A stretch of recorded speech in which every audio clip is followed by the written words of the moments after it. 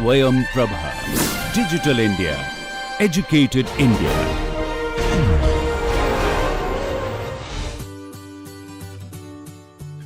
Alright, in the previous video, you would have seen the outline of our play method.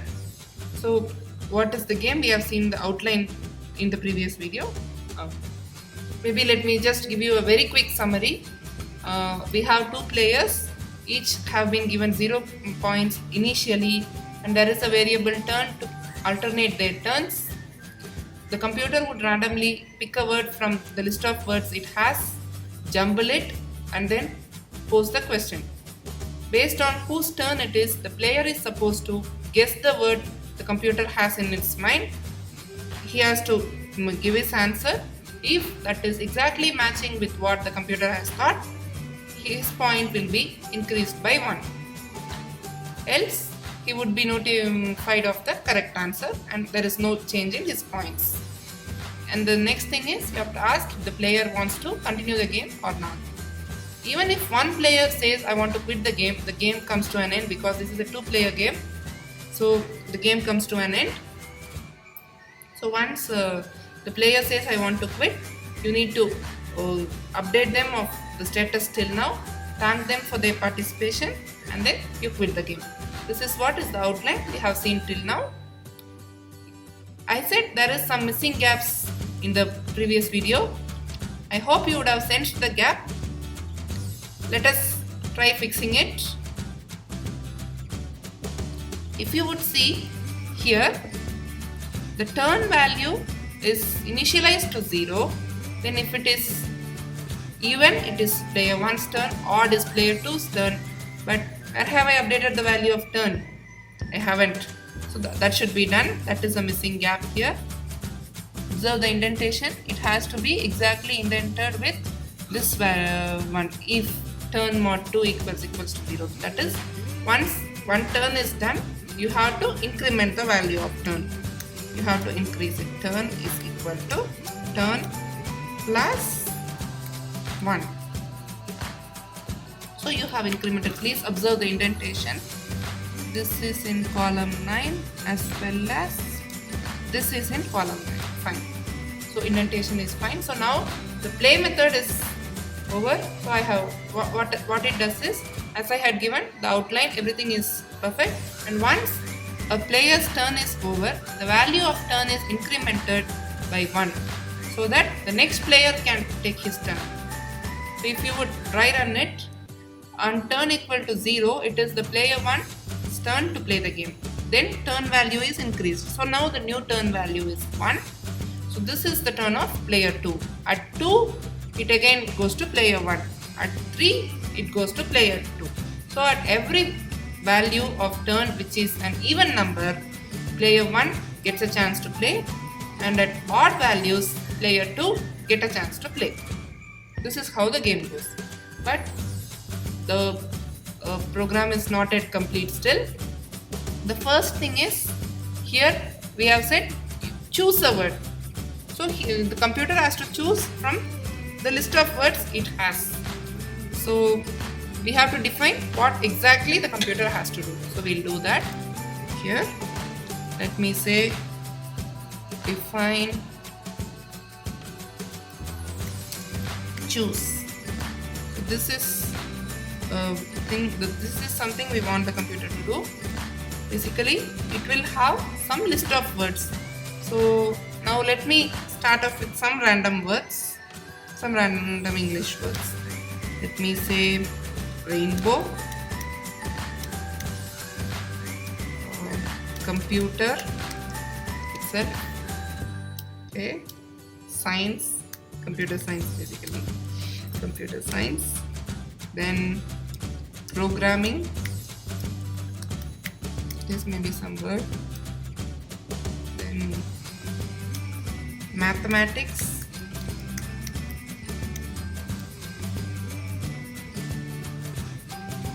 maybe let us move away slightly from academics, player, this is a word, condition, this could be a word. Reverse. This is some word. And only 3, 5, 6, 7, 8. So maybe let me have 2 more words. Let us make it a list of 10 words. Let us just make it for now. You may have any number of words. That's never a problem. You can increase it even to 100 words, 1000 words. You can have. If you have lot of words during the continuous playing of the game, it will be fun because there is a lot for the computer. There is a lot of choice for the computer to choose a word. So it will pick any word. You can get anything. It will be fun. So let me say water. Maybe this is a word. Then I would say boat. Let me say the word boat. These are the words I have. Just some random words I have given. These are the list of words. So from this list of words, it has to randomly choose a word. So for randomly choosing, there is a built-in library called random. Let me import it. Import random. I have imported the random library. Now I can use what are all the functionalities defined in that library. So I would say random.choice. I said randomly you need to choose from this list. So the default functionality for it is random.choice. So in that random library there is a function called choice which will pick some element from a list. So words is a list of our words. So we have to pick something from a list. So let me say pick equals random dot choice. This is a predefined function, random dot choice from the list of the words.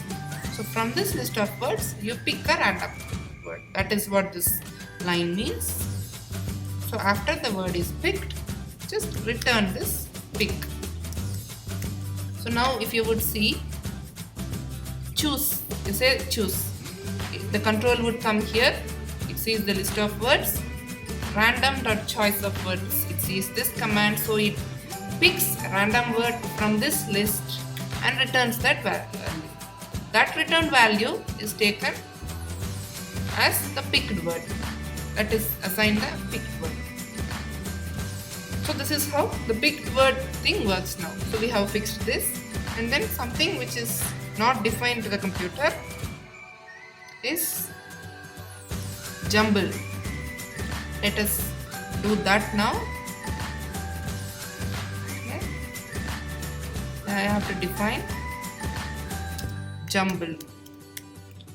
Jumble a given word. Let me say. You have some word is given to you. You have to jumble that word. Or that is nothing but you are shuffling the word or you are rearranging the letters. That's what you are doing.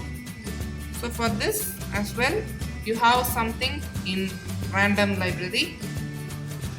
You have some functionality. It is called random dot sample. So you choose some words from this word. You choose some letters from this word. How many letters you are supposed to spell? So maybe I need all these letters. So length of this particular word. So why do I do this? I need to choose some number of letters from this word. How many number of letters? Basically all the letters I need to choose in some random order. I need to choose all the letters in some random order. Say for example, let us take one word, water. W-A-T-E-R. There are 5 letters and 5 positions, blank positions for our shuffled word. I need to choose some letter from these 5 letters. So from the 5-letter word, consider all the 5 letters, but the thing is you pick any one letter in a random order. So maybe I may pick T. So T is assigned in the first position. Then for second position, from the remaining, I will pick one letter, maybe R, so on. This is how a random word would be generated, and this would be returned as a list. But what we need it as? We need it as a word. So the list is nothing but it would return as, for example, water. Let me say TRAWE. This is the way it has picked the letters. TRAWE will be the five elements in a list. But we want to merge those 5 elements, those 5 characters, and make it as a single word. So we are basically, what we want is we need to join those things. So for doing this, there is a functionality called join. So maybe I would say join these things. Join these things. And for this join functionality, we will generally give a separator. That is, in case you have a space, you terminate your join there, something like that. Maybe if I would have some words where there are some spaces, you terminate there. Terminate at a place where you need. Basically, if you would have learned about string tokenizer, this just sounds as a complicated terminology, but that's very simple. Nothing but if you're, I'll just give a simple example. There is some sentence that has been given to you. You need to count how many words are there in the sentence. How would you do that? Count the number of spaces. So space acts as the separator between the words. So counting the number of spaces will give you a hint on how many words are there in the sentence. So something like that, the space acts as a separator. So some separator has to be given based on which the joining has to occur. That is, when as soon as you see the separator, you perform this operation. You perform the join operation. Here, I don't want to see any specific separator, maybe a space or a comma or a full stop. On seeing that only, I want to perform this operation. I don't want something like that. So let me just give the blank character. Just blank character dot join. That is, don't see anything, just keep joining the letters. So TRAWE is the order I just randomly said. So just keep joining them. Just take T, again just keep joining R, take the next letter A, join, take the next letter W, join, take the next letter E, join. This is how this particular functionality works. So this is basically a separator. In case if I give some other separator, what could happen is, only on seeing that particular separation, that separator, this particular operation would be starting. So I don't want that. I want that to be happening irrespective of whatever be the character. So I will just give a blank character there. This is the syntax that has been defined. So we are following it. So let me say this is my jumbled word. So after every individual character has been joined, I get back a word.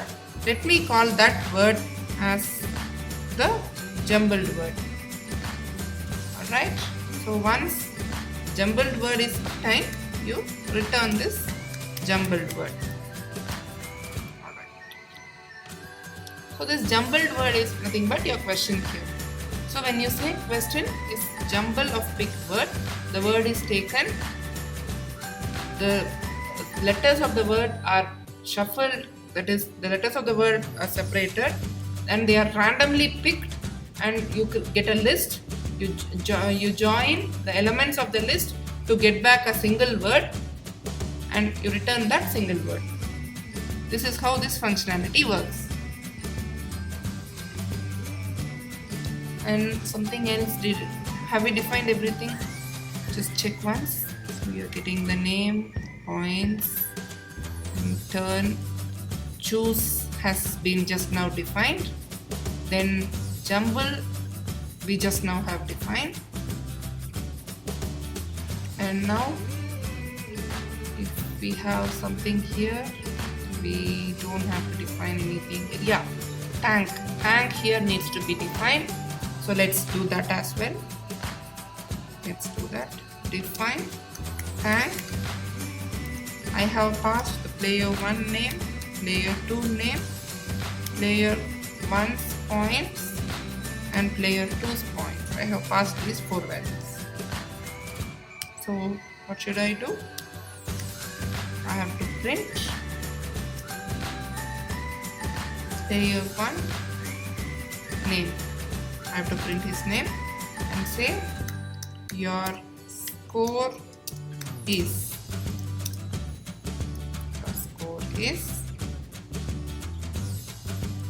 player 1's score. I have to display, and I'll have to do the same thing for player 2 as well. Let me copy paste it. Sorry. Let me copy.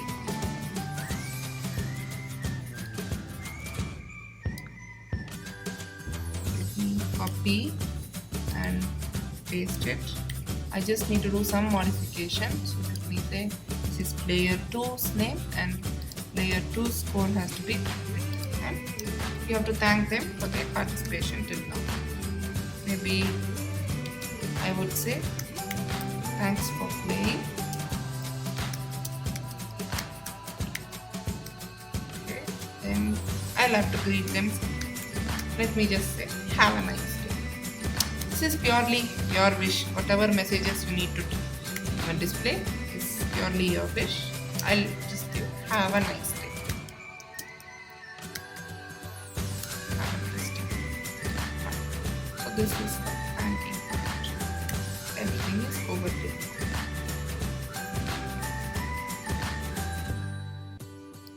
Sorry, I need to give this bracket.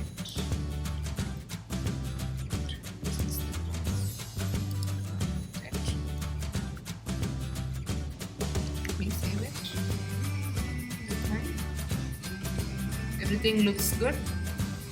Let's summarize. We have defined the play functionality.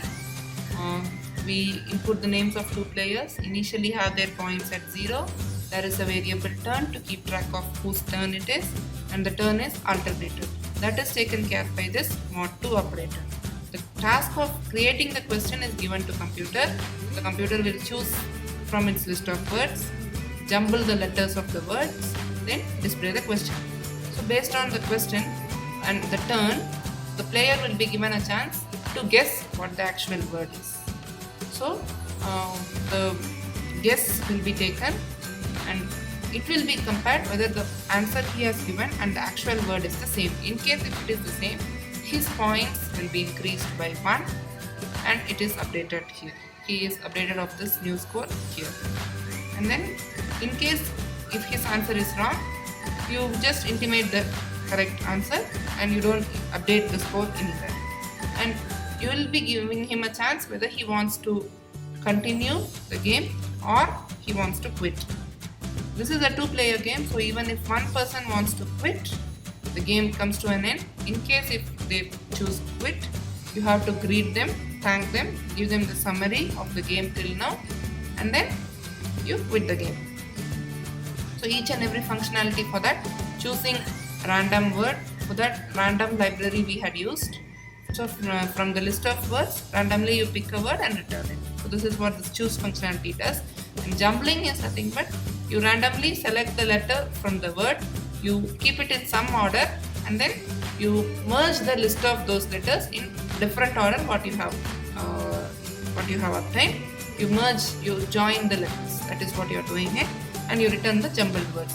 And in thanking, this is purely your creativity, and this you're updating him of the status till now. You're giving a summary of the game he has played till now. So you're giving a summary and you greet him with some nice messages. Basically, this is what you're doing. And see, there is something that we missed here. It's your score. You need to display the player 2 score. Start playing this game. Let me play this. Right, player 1, please enter your name. Let me say ABC. Player 2, XYZ. Here it is. Loading. Geez, not there.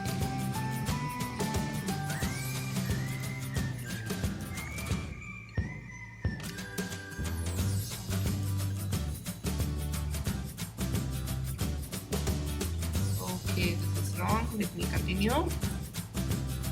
It's the computer.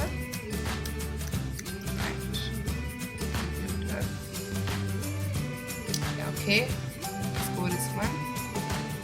Let me continue. This is science, computer science. Okay, so as you could see, the game is very interesting. You can go on and on.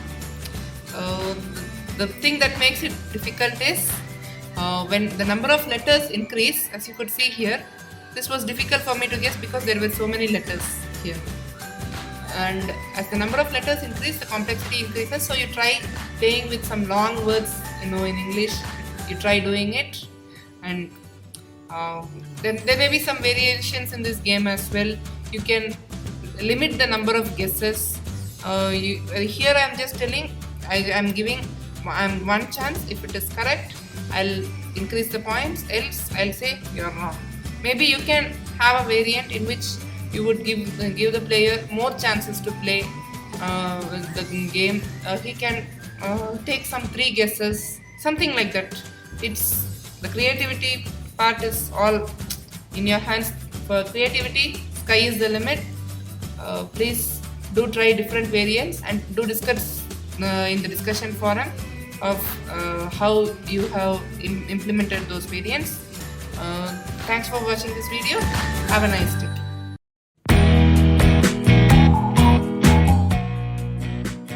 Yeah, how fascinating it is that we have evolved from a single cellular body to this form.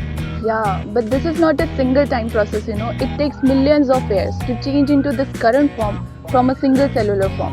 And a single cell has a characteristics which changes with time. Really? Yeah, and the recent studies have shown that a single segment of DNA contains a huge amount of information. Nice. I would like to simulate this evolution process through competition. Let us try. You saw the conversation between Avni and Simran. Avni is trying to explain to Simran that there is some sort of randomness involved in evolution of species from one to the other. We all know that life started off as amoeba and now we are as Homo sapiens, humans. The randomness attached to this so-called explanation of what entails evolution can actually be simulated and seen. The exact model is a little complicated, so what we'll do is we will try simulating it at a very different level. Well, yes, we can simulate and see how evolution has happened. In fact, there's a very popular topic called genetic algorithms, which does precisely this. It learns from evolution on how amoeba became human being, and that very process one can mimic and use that as a sort of a technology to come out with brand new ways of accomplishing something. So what we'll do is, genetic algorithms per se is way out of the scope of this course. I will try to tell you something which is a very, very, very toned down version of genetic algorithms. In fact, biologists and people who actually know genetic algorithms might even complain saying, what am I teaching you people? But I am teaching this in keeping in mind of the brand beginners in programming who may not have any idea about programming, neither programming nor biology. But still, it's a very interesting topic to just like that discuss and then write a piece of code for. So what we will do is we will take a huge binary string, let's say some 20-digit binary string. All of them are zeros. The rule is simple. You pick some digit randomly and make 0 a 1 with a small probability. You know how to do this. You now are familiar with the random function, right? You say import random and then you can use a lot of functions within that. You're very familiar with it. Using that you can do this. The point is, you take some digit in this 20 digit string, and in case that digit is a 0, you make it 1 with a small probability. Keep doing it, and eventually you will see that all these zeros will become 1s. How much time does it take? It's based on the length of the string and the probability with which you switch zeros to 1s. Sounds complicated, but don't worry, the program is actually very easy. Once you understand this, you can in fact go ahead and study what makes a genetic algorithm. But again, as I said, it's out of the scope of our Joy of Computing course, which is at a very foundation basic level. But you will have all the interest on earth to go and study and even understand what makes genetic algorithms. So let us now go ahead and see a screencast of how to execute this program. Hey everyone, as you all saw, I just had a conversation with my friend Avni. I'm really fascinated by this idea of evolution. Evolution is actually the change in inheritable characteristics over successive generations. And how this change happens? This change happens through genes. Genes have DNA, and DNA has coded information in the form of bits, in the form of zeros and ones. And if this information changes, if 0 becomes 1 or 1 becomes 0, it actually leads to evolution. So I'll like to quote this particular fact, but before jumping to the programming screencast of evolution, let me give you some prerequisites. First of all, we'll be looking at the concept of file handling in Python. How can you read and write files in Python? We'll be looking at txt file, the files with .txt extension. So let us start with that. So here I have a file named file1.txt. You can create your own file.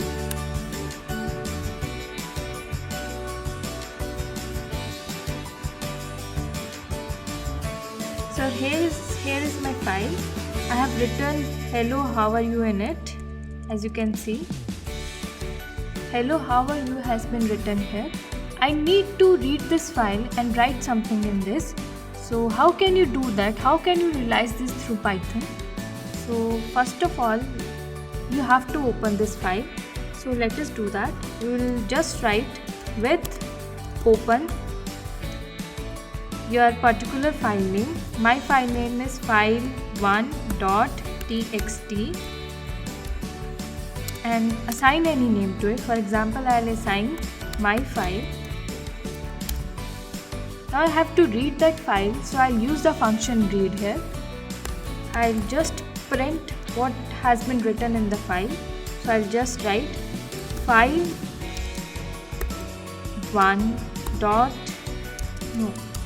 you have named it my file, so just write my file dot read. Let us do that.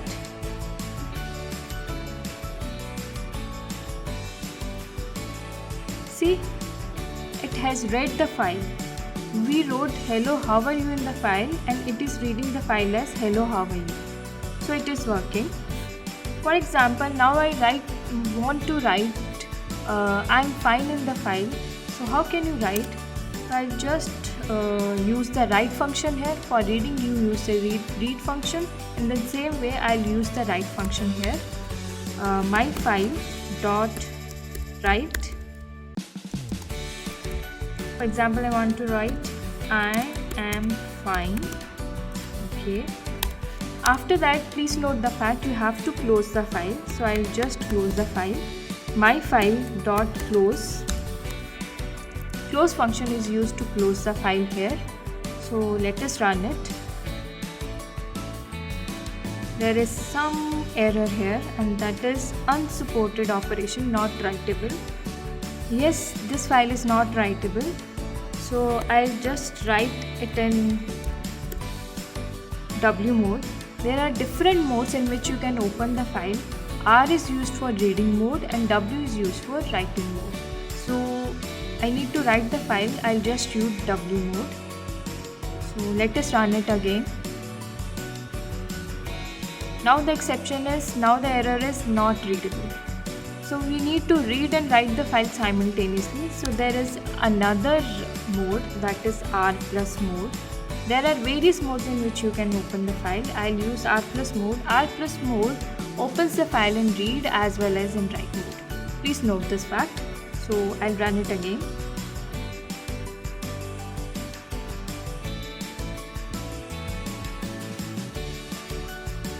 So here we have I am fine. Now if we read the file, you have I am fine in this. So let me check that. Our file was file1.txt. Let me open it again. So since we executed it twice, we have I am fine again in this. So let me show you by zooming it. We have I am fine twice since we ran it twice. So this is how you can read and write files here. So the error we encountered here was that we have to open the file in particular modes. If you want to open the file in reading mode, then you can only read. If you want to open the file in W mode, then you can only write. And if it is R plus, then you can read as well as write. So there are many such modes in which you can open the file. Let us explore that. For example, here we have different modes.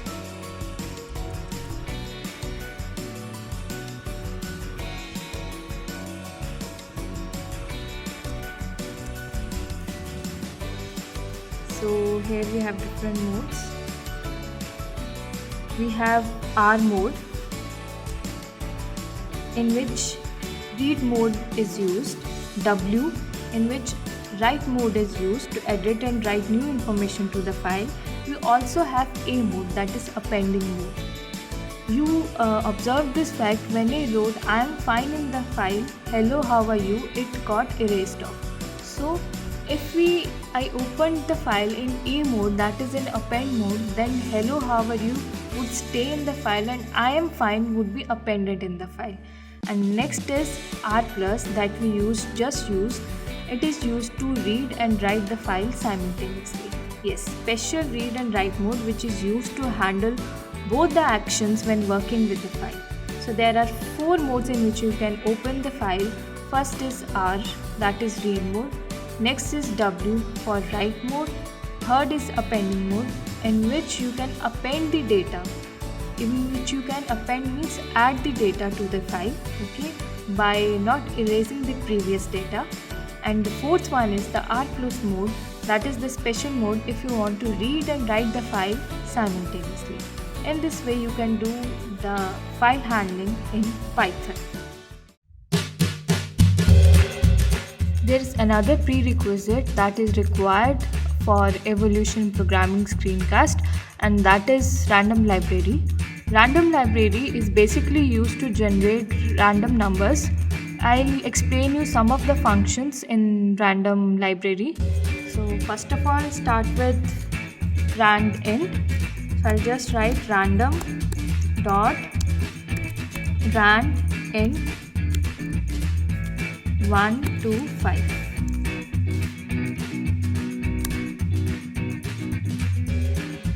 So as you can see, it has generated an integer from 1 to 5. Rand int is basically used to generate a random integer from 1 to 5.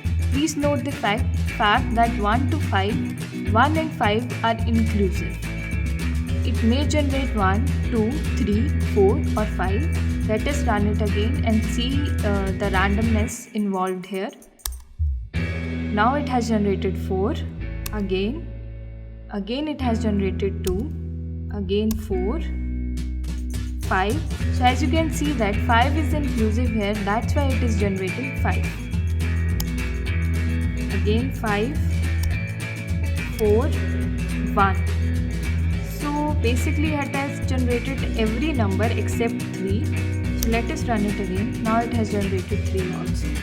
So random.randint is basically used to generate a random integer in the given range, in which both the ends are inclusive. I'll use another function here, random.range. Please specify the range here.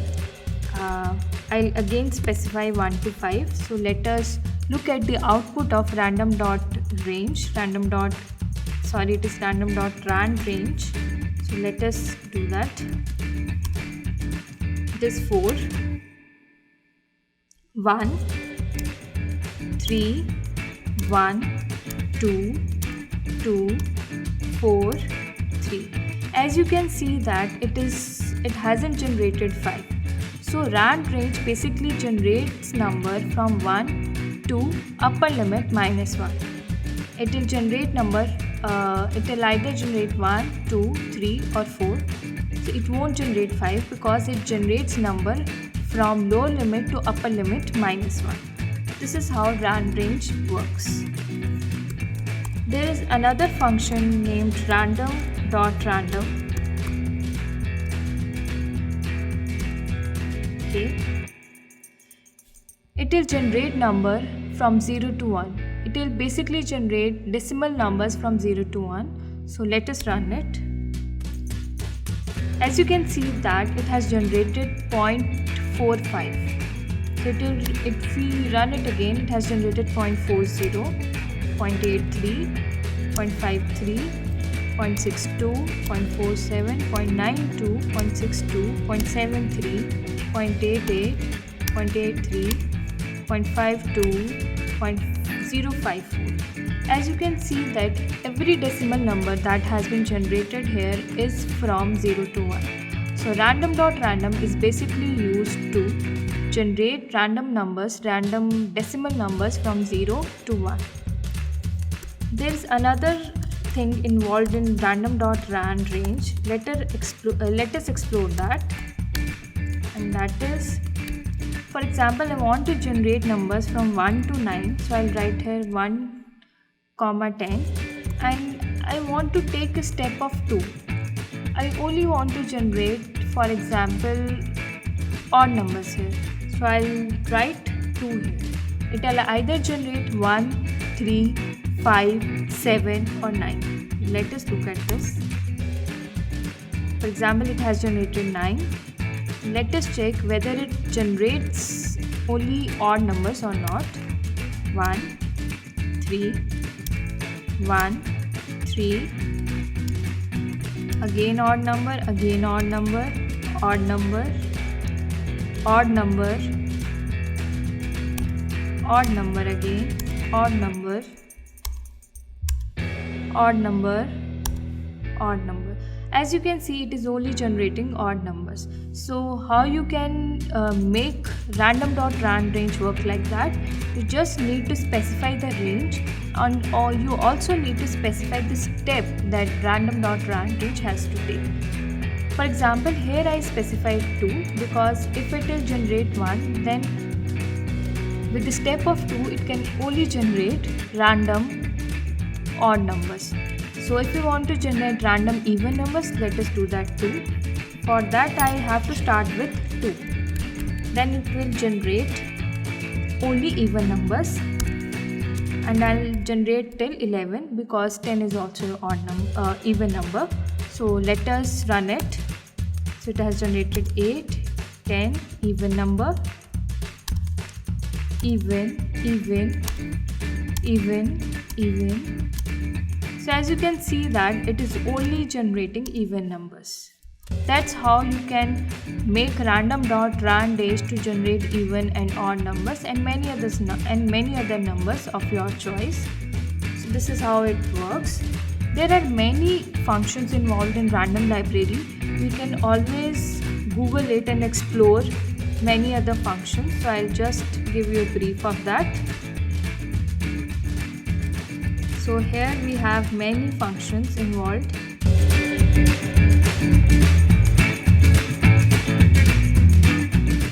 We have random.choices.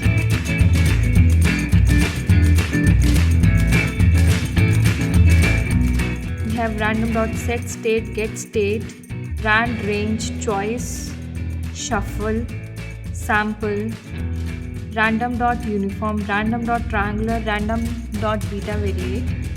I'll suggest you to go through all these random library functions. They are pretty interesting. I'll give you a demonstration of another function, that is random.choice. Let us do that. Random.choice basically generates random numbers from a given list. So I'll specify the list here. For example, I specify 1, 2, 3, 4. So it can only generate numbers from this particular list that I have specified here. So it has generated 3, 1, 4, 2. So as you can see, it can only generate number from the particular list. You can also specify the list.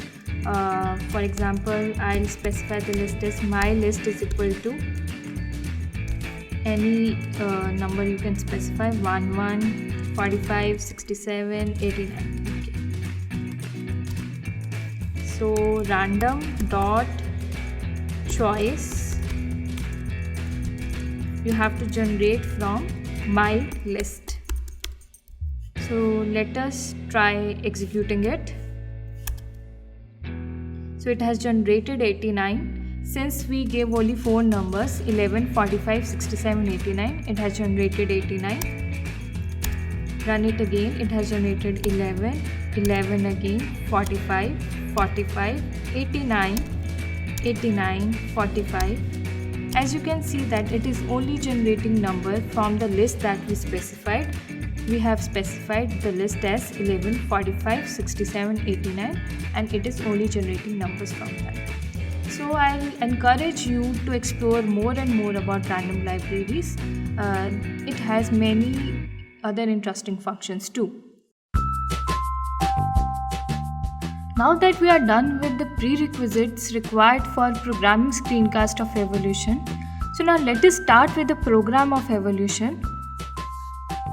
Here we are given a DNA file named DNA_data. As explained earlier, evolution process happens through DNA and it has some coded information in the form of zeros and ones.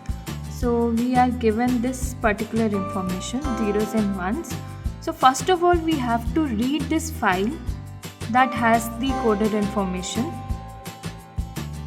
I hope that you have watched the previous programming screencast in which we explained how to handle files through Python. So I'll just be using that straight away. So I'll just write with open. My file name is DNA_txt, DNA_data.txt as my file. So I'll just read it. I'll read it bit by bit and store it in X. So I'll just write myfile.read. As explained, read is used to read the file. Read function is used to read the file here. I'll also make X as a list so that we can use it as a list. We have a list of zeros and ones and we need to store it in list, so I'll just convert it into list. We have 10,000 bits given in that DNA file. So I'll just call a function on these 10,000 bits. So I'll just write for I in range 0 to 10,000. I'll call a function evolve here, evolve x. Now that we are done with reading the file, we have also created a list X that stores the DNA information. I'll just call the function evolve on that particular list, and that is X. So I'll just define it. Define evolve. This is called on the function, this is called on the list X. So I'll just write index here. I want to generate an index randomly in the list X. I repeat, I want to generate an index randomly in the list X. So to generate randomly, we use, as I explained, random library. So I'll just write random dot rand int. We have to generate from 0 to length of the x. As explained in random.rand int, you have to specify the range, and for that range the both ends, the upper limit and the lower limit, they both are inclusive. Then I also need to generate another variable randomly here. I'll call it p. I'll again use the random int function here, random.rand int, and I need to generate it from 1 to 100. So the algorithm that we are using here is, if this particular variable p, if it will be equal to 1, then only the change will take place. So I'll just write here, if p is equal to 1, then only the change will take place. If the bit at index position at IND is equal to 0, then it will be changed to 1, is equal to 1. Else it will be changed to 0, obviously. So I'll explain again. What we are doing here is, we are generating two variables randomly here. First is the index of the variable of the particular bit in which change has to take place. This change actually depends on the variable p, which will generate randomly. If this particular variable p will be equal to 1, then only the change at this particular index IND will take place. If x at IND is equal to 0, then it will be changed to 1, otherwise it will be changed to 0. So first of all, it all depends on p. If the p that has been generated randomly here is equal to 1, then only the particular bit at IND position in x will be changed. The change will take place. This is how we are using the evolve function here. So now we are done with reading the file. We are also done with defining the evolve function here. So I'll just print here again. I'll just print x again.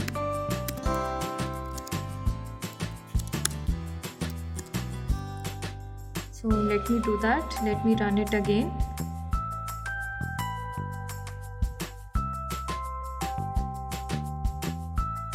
So there is some error, that is list index out of range. So I'll just look into it. We have IND here and we are generating it from 0 to length of x.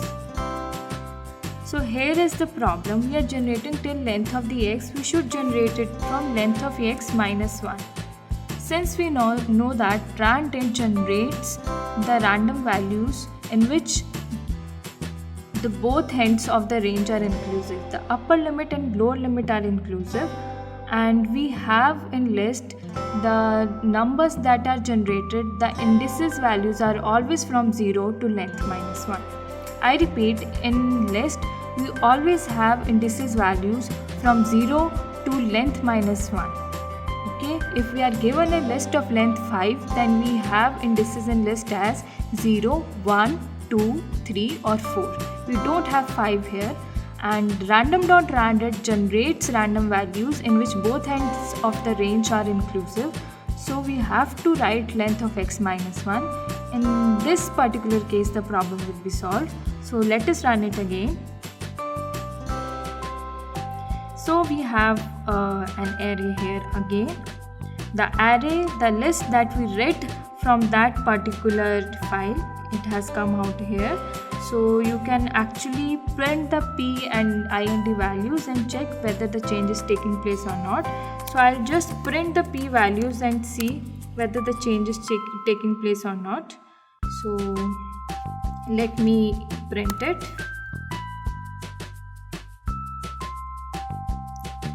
So it is generating 10,000 times. So let me see whether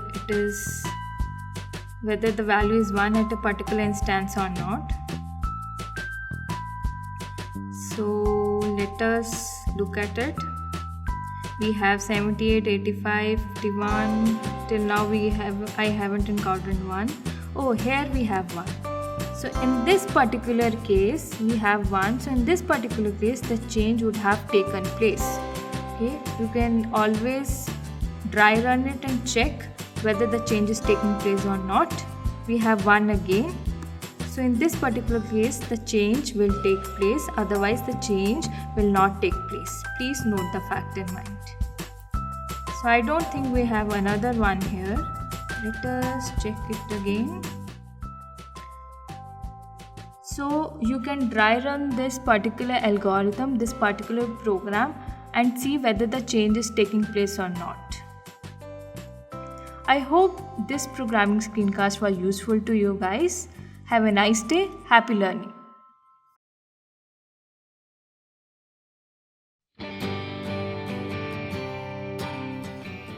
In the last week, we presented 4 cool ideas involving rigorous programming. Well, it is said that programming is a skill which is best acquired by practice. So keep on practicing.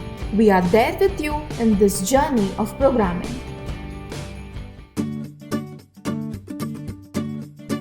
Amit, do you see there are 9 squares here? Yes, sir.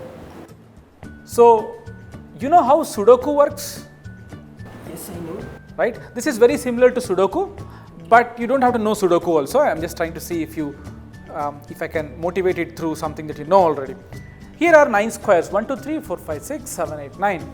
Can you plug in the 9 numbers 1, 2, 3, 4, 5, 6, 7, 8 and 9 here, so that each side adds up to the same number, and each row and column, everything, whichever way you add, should add up to the same number. Okay. You were saying that you want some programming challenge, right? Yeah. I thought I instead give you something like this. Go ahead, try. So I have to choose the numbers from this set. That's right. No repetitions allowed. Yes. The sum should be equal to one particular number. All Correct. the rows, all the columns. Correct. So this, you would be surprised to know that this is more than 2000 years old. Really? It was first noted in China, and there's a very interesting history you can look up on the internet. But the best part is 3 cross 3 is very interesting. As you increase the dimension, it gets more interesting. I'll tell you something a lot more interesting once you solve this. Go ahead. Sure. Firstly, do you think this is easy to solve? I think it's very easy. Very easy? Go ahead. Okay, let me use this number.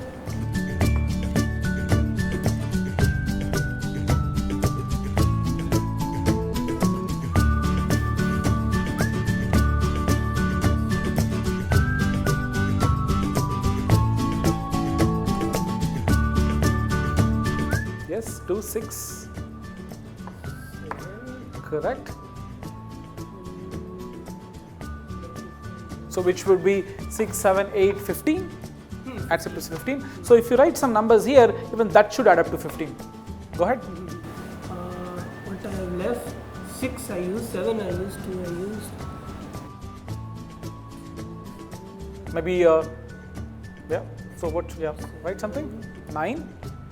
Then 11, which means should be a 4. So what happens here? 2 plus 9 is 11, plus 4 is 15. 2 plus 6 is 8, 8 plus 7 is 15. Perfect, but then you should put some numbers here so that this adds to 15, this adds to 15, not just that. This adds to 15, this adds to 15. Oh, I forgot to tell you, even the diagonal should add to 15. Go ahead. Okay, this is, use 9, I use 4, 6, 5, 11. Okay, do one thing, you go ahead and try. I'll take a break and come back. Sure. Once you're done, let me know. Alright? Yeah, perfect.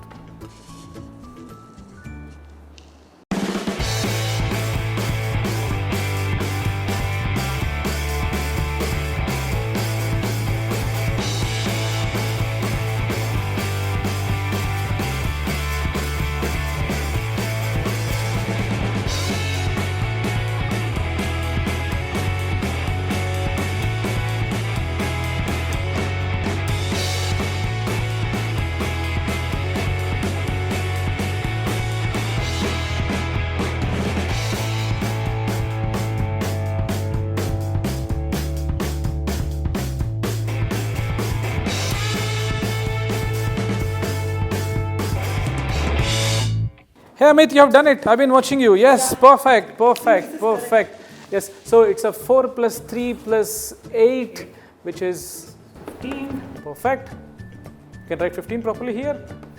And then 15 here. 9 plus 5 plus 1 is 15. 9 plus 6 is 15. Let me remove this. And yeah, 15 here. 15 here. You see 8 plus 1 plus 6. 15. 7 plus 5 plus 3, 15. Oh, boy has done it. Okay, 4 plus 9 plus 2, 15. 15. Yes. Look at this. 9 plus 6 is 15. 8 plus 2 plus 5 plus 8 is 15. Perfect. I'll ask you another question now. This is just one way of doing it. There could be many ways to do this, or I don't know. This may be the only way. Can you tell me if there are many ways of doing this? There can be multiple solutions also. Yeah, why not? Oh my god, it took me a lot of time to get this solution.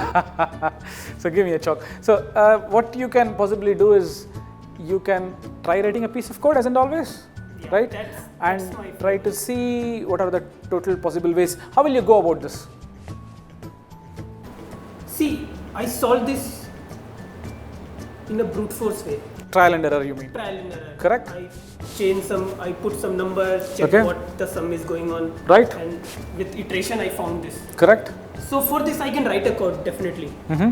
And the computer can do it in fraction of seconds. Mm-hmm. So I will write a code, same brute force way. Perfect. But it will give me solutions. All the solutions? Try doing it. Definitely. I will tell you something more. Two things. One is one dimension lower. By that I mean, let me look at a 2 cross 2 board, which would be something like this. So can you tell me what would be the version of this problem here for 2 cross 2? There were 9 squares here. So you considered 1, 2, 3, 4, 5, 6, 7, 8, 9. For 4 squares, what would you do? 1, 2, 3, 4 I will consider. Can you quickly try if this is possible with 1, 2, 3, 4? I'm going to give you just 2 minutes time. Go ahead. Something that you will observe for 1, 2, 3, 4. Okay.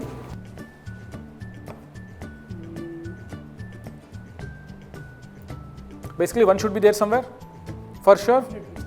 Okay, diagonal should be same as this.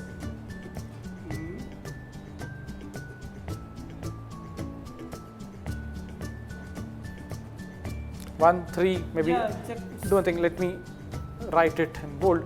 So you say 1 here and a 3 here, sum should be 4. Exactly. This should also be 4, but you will have 2 and 4 left, this becomes 6.